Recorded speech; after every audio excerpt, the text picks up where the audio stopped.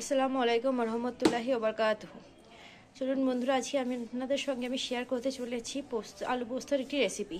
ঘরোয়া পদ্ধতিতে এবং খুবই সিম্পলভাবে রোগীদের জন্য বিশেষ করে এবং বাচ্চা থেকে বয়স্ক সকলের জন্য কিভাবে পোস্ত আলু করলে পারে তাদের শরীরেও কোনো ইফেক্ট পড়বে না এবং খেতেও সুস্বাদু হবে, তারই একটা রেসিপি আমি আপনাদের সঙ্গে শেয়ার করতে চলেছি। এটা হবে খুবই অল্প মশলা এবং তেল, একেবারে তেল না, জিরো তেলে মরলেই চলে। এতে এমনকি মশলা টশলাও থাকবে খুবই কম, মশলাও থাকবে না বলে চলে। এটাকে সাধারণত লবণ, এখানে আমি নিয়েছি আলুটাকে চারকোনা করে কেটে নেবেন। এরপর নিয়েছি পোস্তটাকে ব্লেন্ড করে নিতে হবে। এছাড়া নিয়েছি কাঁচা লঙ্কাটাকে চিড়ে দিয়ে দেবেন এবং পেঁয়াজ কুচি, আর এতে যেটা লাগবে সেটা হচ্ছে লবণ আর জল।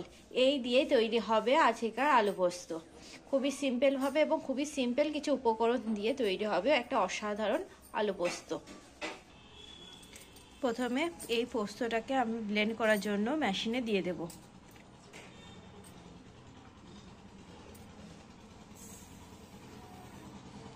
এটাকে ব্লেন্ড করে নেব। ওরা ওইদিকে ব্লেন্ড হচ্ছে, ততক্ষণে আমরা এইদিকে আলুটাকে প্রিপারেশন করে নেব। আলুটাকে প্রথমে আমরা কুকারে দিয়ে নিলাম। রান্নাটা যেহেতু আমরা কুকারে করব এবং খুবই সুবিধার্থে আমরা কুকার ইউজ করছি, আপনারা চাইলে এটা কড়াইতেও করতে পারেন।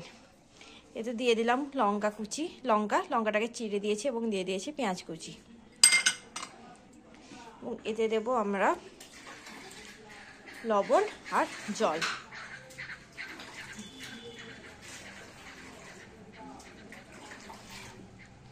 লবণটা দেব স্বাদ মতো,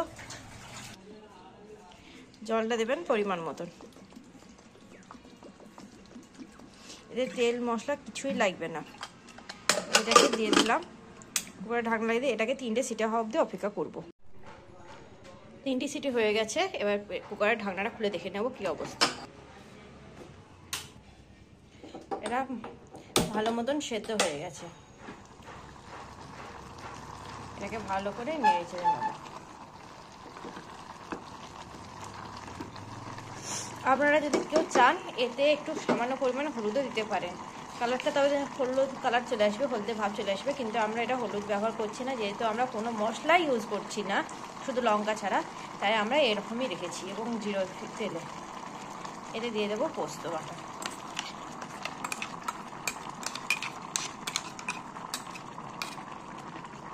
এটাকে ভালো করে মিশিয়ে নেব পোস্তটাকে আলুর সঙ্গে।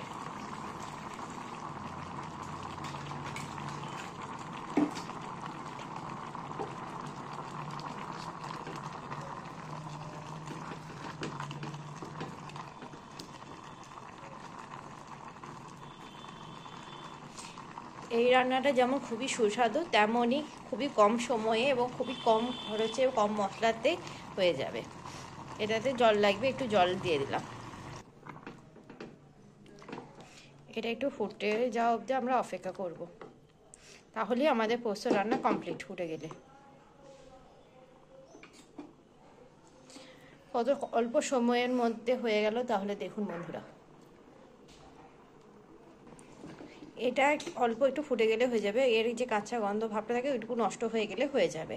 এটা আলুটাকে অনেকেই ফ্রাই করেন বা অনেকেই এটাতে আরও অন্যান্য মশলাগুলো অ্যাড করেন। এগুলো কিচ্ছু দেওয়া দরকার নেই, যেহেতু এটা বাচ্চা এবং বয়স্কর জন্য বিশেষ এবং রোগীদের জন্য আমি আগেই বলেছিলাম, তাই এইগুলো খুবই সিম্পলভাবে এবং খুবই অল্প মশলাতে অল্প খরচে এবং অল্প সময়ের মধ্যে তৈরি করা যায়। এইভাবে হয়ে গেছে আমাদের আলু পোস্ত রান্না। আপনাদের যদি এই রান্নাটা ভালো লেগে থাকে অবশ্যই লাইক, কমেন্ট, শেয়ার এবং সাবস্ক্রাইব করবেন। আমার চ্যানেলে নতুন রান্না পেতে এবং রান্নার মাঝে টিপস পেতে অবশ্যই আমার চ্যানেলটিকে সাবস্ক্রাইব করবেন।